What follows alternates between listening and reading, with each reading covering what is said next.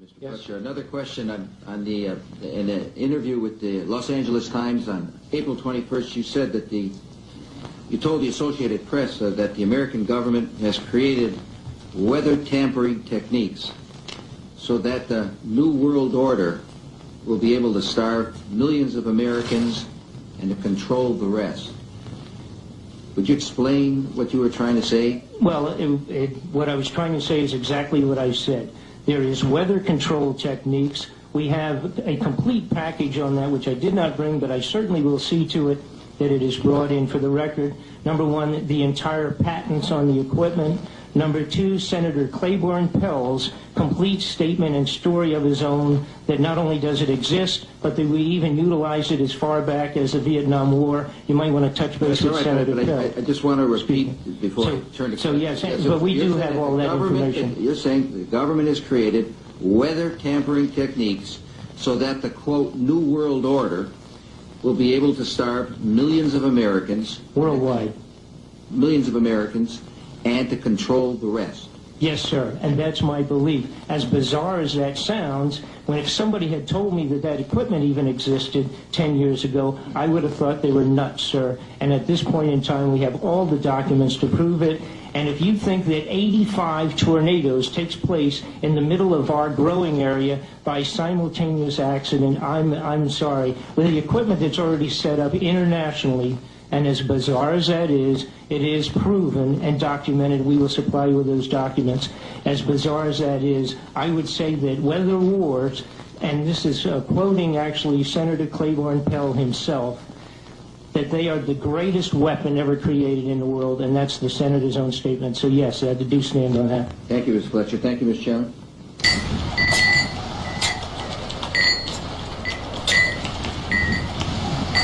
Jean Manning is a journalist who stumbled into a strange world when she started asking questions about alternative energy sources and heard the story of an early 20th century inventor named Nikola Tesla.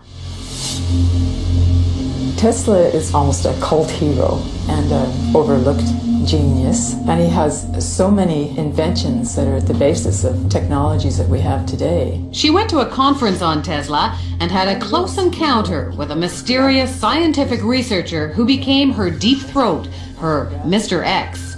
He sent me a file of materials about the Bernard Eastlund patent. About a month ago, the U.S. Patent Office granted a patent to a Houston-based scientist, Dr. Bernard Eastlund, for an invention which, Dr. Eastlund says, could be used to change the weather. Dr. Eastlund says the invention could also be used to disrupt communications all over the world and might be used to destroy or deflect a missile attack. The Eastlund patents had the ring of the mad scientist aspect of Tesla. Tesla talked about this Tesla shield around the planet and talked about particle beam weaponry, something called a death ray. Death ray?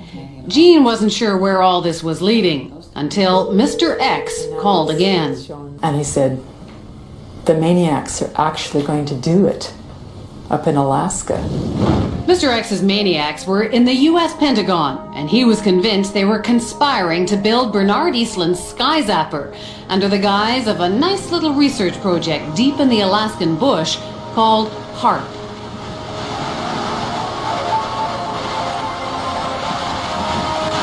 The basic concept is to build a very large antenna, then to utilize a large amount of power and to beam those radio waves up into the upper atmosphere.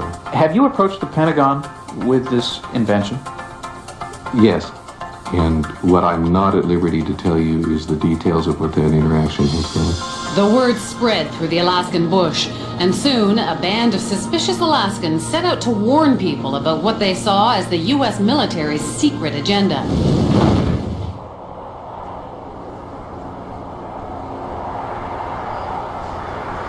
And what you have with Haarp is sort of the universal hammer for geophysical warfare. Nick Begich is the chief conspiracy theorist. So when did you know that you were onto something?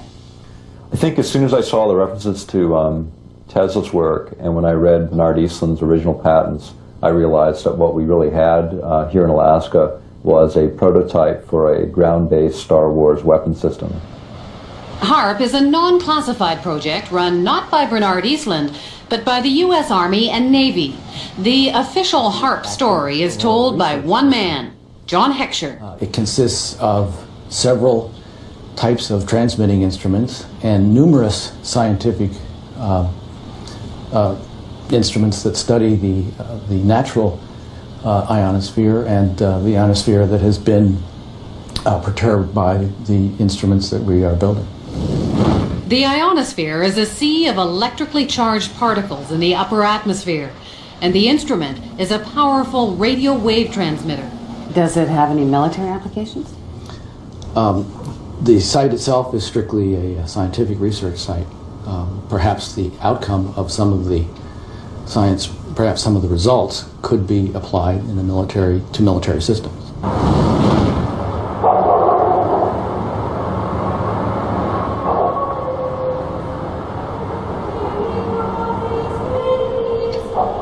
Just a little physics project? Jim Roderick isn't buying it. He's been gunning for the real goods on Haarp, and his weapon is the internet. The military is incapable of doing pure science. Science is conducted by them for application in weapon systems, for no other reasons. From his shack in the middle of an Alaskan village, Jim and his co-conspirators around the globe have been tapping into databases. They've dredged up hundreds of long-buried scientific reports and even some internal documents from the military. They call it the world's first techno-protest, and they did it all on the military's own baby, the net. Plans for Haarp activities correlate with projections of what can be done in the Eastland patents. It's that simple. So it's not a coincidence? It's not a coincidence. Well, I hate to disagree with you, but it's not his patent that we're building. Superficially, yes, they send energy up into the ionosphere, but the Eastland patents require huge, prodigious, in fact, amounts of power, like 100 billion watts. Remember that number, 100 billion watts. You'll hear it again later. Haarp requires only 3 million watts. There is a paper trail leading us back to Eastland. No, there is not. There is no paper trail that I'm aware of that's leading back to Eastland. Eastland used to be an employee of the company which is building Haarp, but that's pure coincidence. Is it also a coincidence that the tiny company that owned Eastland's patents was later swallowed up by an enormous military intelligence firm called E-Systems? 2.1 billion in annual sales, 1.8 billion of that, with a B, was to military intelligence groups, CIA, NSA, and others. And of that, 800 million were black projects, so secret that even the United States Congress didn't know what they were. E-Systems was then swallowed up by Raytheon Corporation. It too specializes in super secret contracts with the Pentagon. Why would Raytheon be so excited about this? Well, it's a ground-based Star Wars weapon prototype. For them, it represents potentially billions and billions of dollars. So how would you describe this world of E-Systems and Raytheon and Haarp? Dark.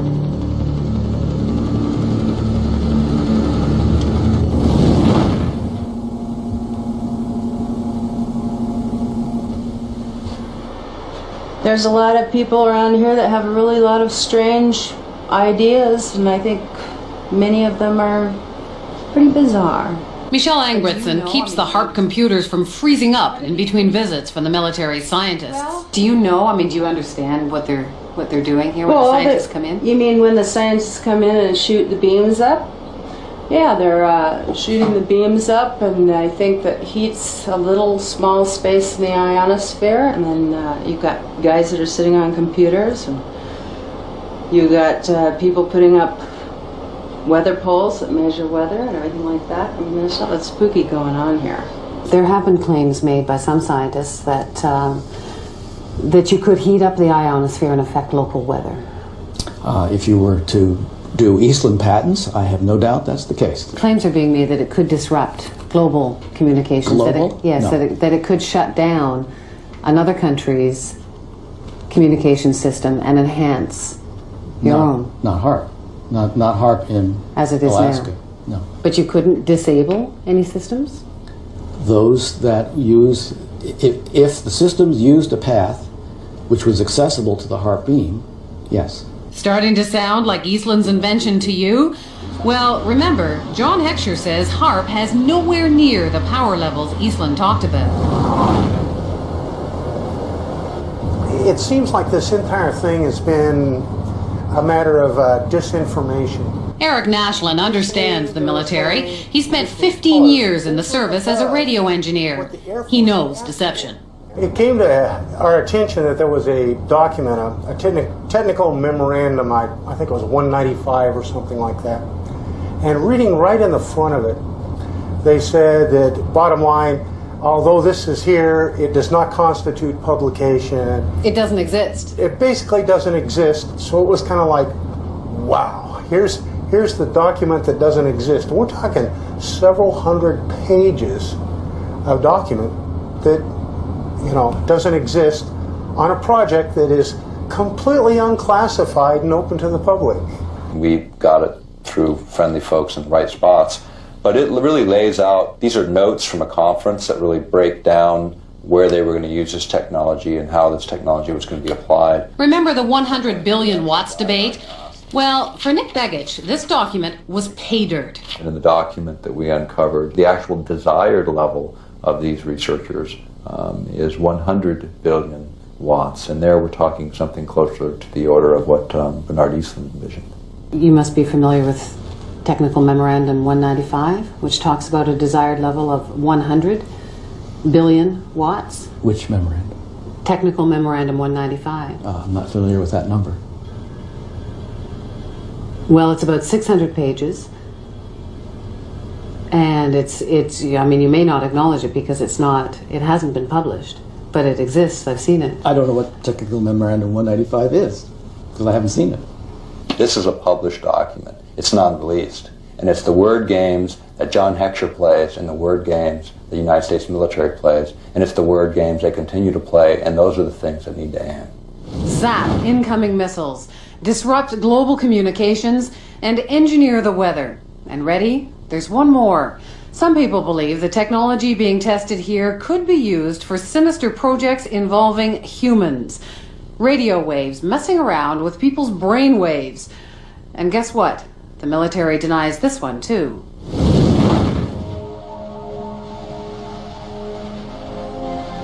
The human mind is subject to being affected by radio frequency energy, and that's what this device is. In other words, you can move the moods of large populations using this kind of technology. So now we have not just maniacs in the Pentagon, but a bunch of Dr. Strangeloves? Pretty weird stuff. But scientists have been experimenting with radio frequencies on animals' brains for decades. And the military has followed it all very closely, especially once it found out the Russians were onto it. It was all kept a deep, dark secret by the two superpowers. Back in the 60s, the Soviets began zapping the American embassy in Moscow with a low-frequency beam. No one knows for sure what they were up to, but one theory is that they were trying to mess with people's central nervous systems. And one report did say the diplomats got depressed a lot. And hey, just think of all the nifty applications against the enemy. Why blow people up when you can drive them crazy? From documents dating back into the early 80s, we see that the military had discussed the possibilities of mind control through radio frequency energy. The possibility is there. The military has studied it. A 1982 Air Force report called radio frequency energy a major new research initiative and said that RF can, quote, disrupt normal purposeful behavior. A 1987 military report called for more research on RF energy as a non-lethal weapon, while pointing out that most of the existing technology is classified. And sure enough, in 1993, there was a big conference at Johns Hopkins University. Here, the entire conference was classified, but the agenda wasn't, and weapons using extremely low radio frequencies, or ELFs, were listed as a very attractive option. Is it just a coincidence that there's been all of this talk and that Haarp will be experimenting with this? Is that all just coincidence? I believe the ability of ELF to affect the mind is a side issue for us. It may be real. I can't say. It's been exceedingly difficult to find information on what is supposed to be a major new initiative of the military. All we see is Haarp. Well, then I'm being kept in the dark, if that's the case. The question is, could they, would they? And we believe they can, and we believe they will. Somewhere, at some point, all of this technology merges at some level within the Pentagon, and it happens to be in Alaska, and it happens to be now. It isn't just conspiracy theorists who are concerned about Haarp. In January of 1999, the European Union called the project of global concern and passed a resolution calling for more information on its health and environmental risks. Despite those concerns, officials at Haarp insist the project is nothing more sinister than a radio science research facility.